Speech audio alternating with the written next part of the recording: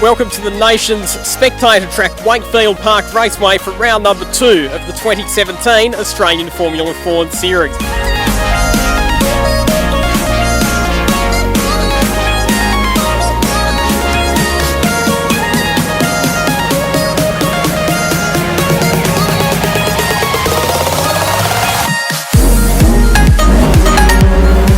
Max coming off the back of a round, winning the opening round at Sandown. You and Jayden Ojeda ended the weekend tied on points. How much fun did you have during that rivalry with Jayden over the Sandown weekend? Yeah, it was close racing all weekend. Managed to just get a race win in the last race, which was good. But definitely in race 2, that was really close racing and it's good fun. Yeah, the car's going pretty good at the moment, just working on a few little things. It's really tight track, so there's if the car's not right, you definitely know about it. But yeah, the car's running pretty good at the moment. First time for you here at Wakefield. You've done one practice session so far. What are your thoughts on the track? Yeah, first time here. It's always good to learn a new track, always exciting. So yeah, it's a good, fast flowing track, definitely a very fast track. So and many passing spots. So I think the racing's definitely going to be up this weekend. Yeah, it's sort of a track where before every major braking point you got a little kink before it. So I think qualifying is going to be extremely important here. Just got to make the most of it while you can. Qualifying around the tight and technical 2.2 kilometre Wakefield Park circuit was a hotly contested affair, and the times were super tight, with the top 14 cars separated by less than a second.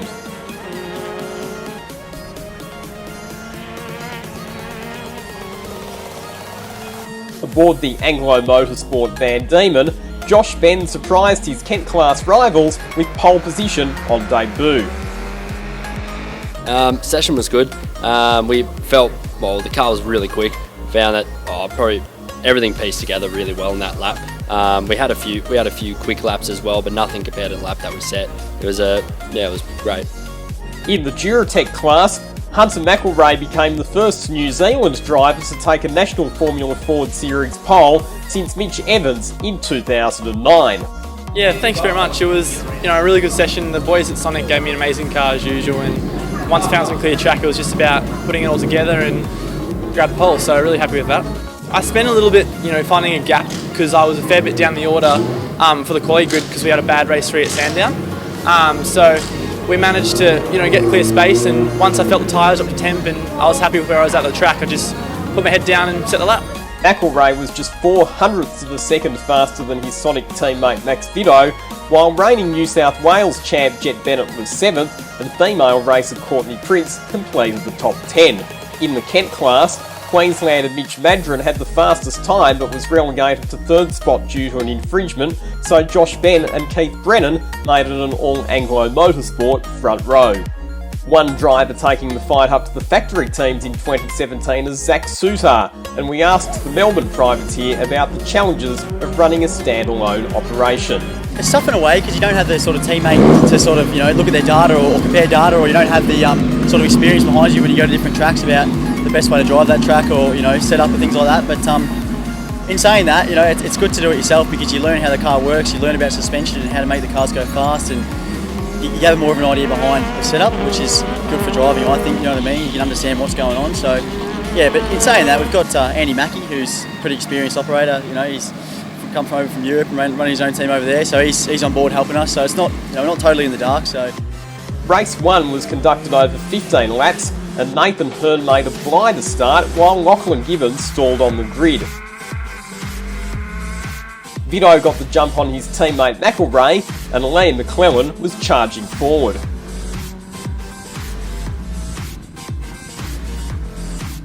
Ben had a big moment at the front of the Kent class, and in the outright contest, McElrea made a costly mistake while pressuring Vidot for the lead. Gibbons started to fight his way forward after dropping to the rear of the field. He put the pressure on fellow privateer Soutar.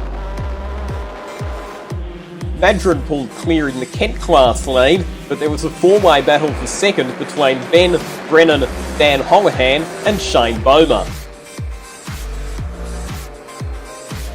It all got pretty feisty, and Brennan spun at turn 3.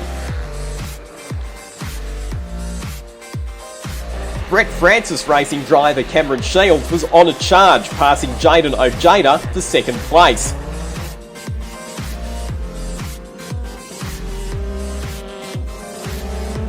McClellan continued his move forward, overtaking Cooper Murray for fourth. All the battling allowed Vidot to drive to a comfortable victory as Ojeda and Shields continued their squabble over second.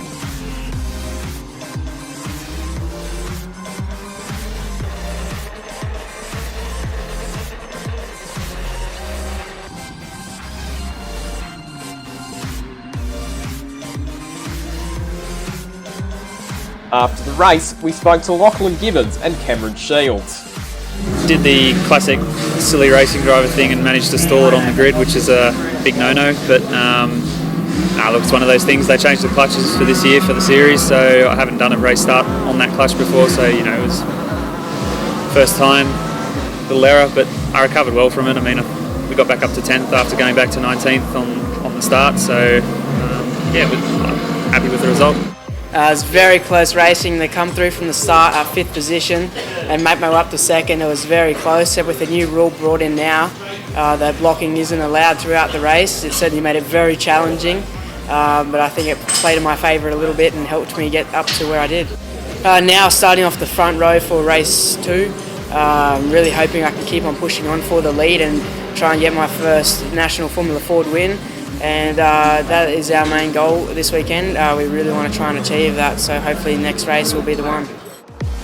If race 1 was entertaining, race 2 steps things up by a factor of 100. There were fast cars charging from the back and battles right throughout the field.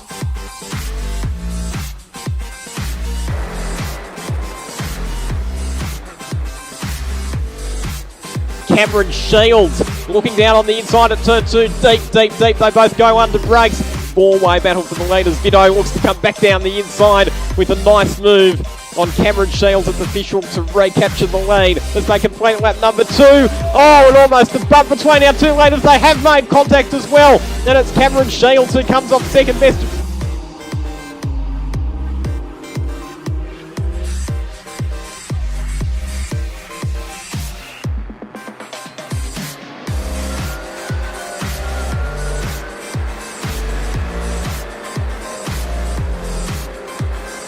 How about this performance from Lachlan Gibbons? That car has absolutely come alive in this race, and Lachlan Gibbons is now up into P4, if you don't mind. Look at this big move down the inside. McClellan pit pockets him going through the Fishhook section. He is going to be compromised though on the exit. Went very, very deep. Give the lead now back to Vidot side by side through the right-hander. Oh, that's tight. Ojeda briefly had that second spot there for a moment. Look at this again, change the race lead. It's pretty much deja vu from what we saw a lap ago. Vidot's going to go back around the outside again. This is tremendous racing. McClellan's going to hold the inside line side by side through the right-hander. All of a sudden, the race has just absolutely gone off in these last few stages. Cars putting wheels out through the final turn. Back down the front straight, though, once again. Mitch Madron again took control in the Kent class, the Queensland giving the local drivers a lesson.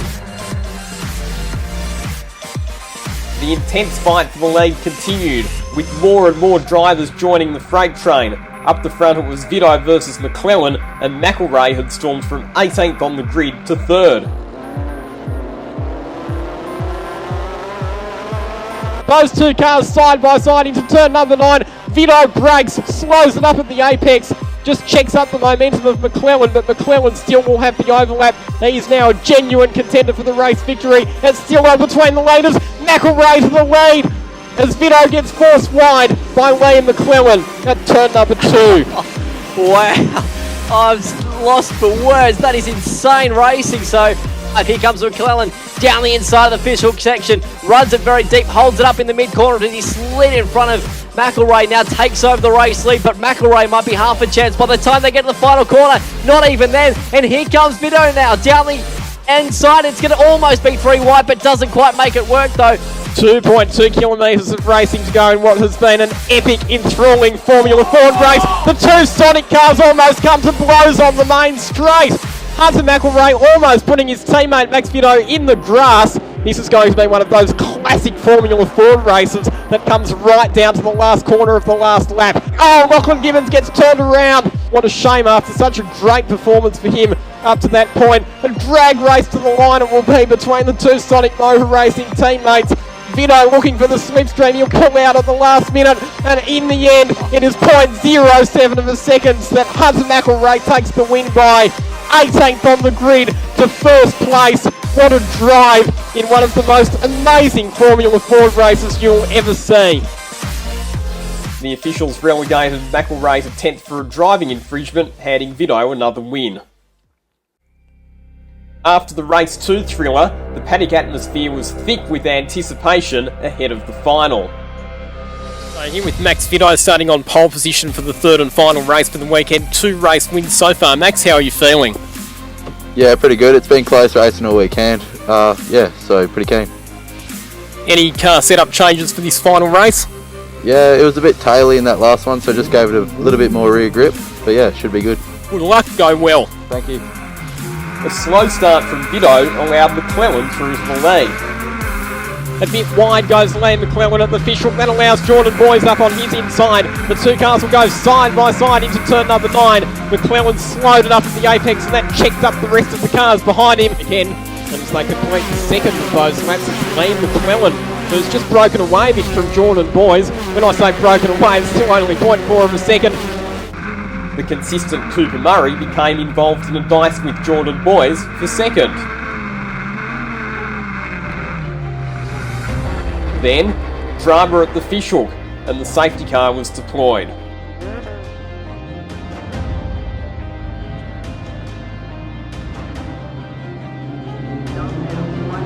At the restart, Boys attacks McClellan, but ran wide, letting McElrea and Murray through.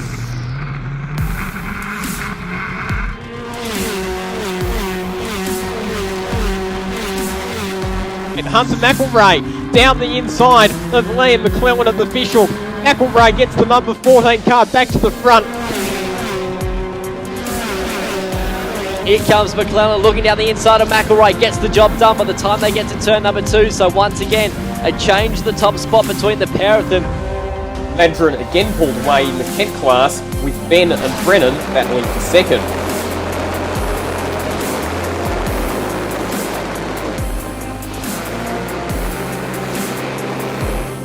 Battle for the outright lead continued. McElrea down the inside of McClellan at turn 10. 2 laps to go at the end of this one, and still anybody's race to play for. And it was McElrea's turn for redemption. This time, his race win would not be denied. And Vito had done enough to win the round, his second consecutive overall victory. As a result, the South Australian has opened up a 19-point advantage over Ojeda at the top of the standings, with McClellan improving to 3rd. McElrea moved up to 6th, while Shields slips to 8th after a tough end to his weekend. Let's hear from our podium place getters. In 3rd place for Dream Motorsport, please congratulate Cooper Murray. Yeah, consistency was good this weekend. I'd like to thank Dream Motorsport for the good car. Put me up the front, my parents for bringing me here, and Lodge Brothers Stonemasons and other competitors for good racing. Yeah, it was an awesome weekend. It wouldn't be possible without Ball & Racing, especially Mike and Paul working on the car all weekend. New track, so just working all weekend, improving. So really happy with the result, and it wouldn't be possible without my dad bringing me here, JC Karts, Ego Products, DSL Welding, and all the competitors for a good race. Congratulations, Max. Race victories in races 1 and 2, and you had to work a bit harder in the final race, but still got a good enough spot to secure that all-important round victory. Yeah, it was close racing all round. Massive thanks to the guys at Sonic. They gave me an awesome car all weekend.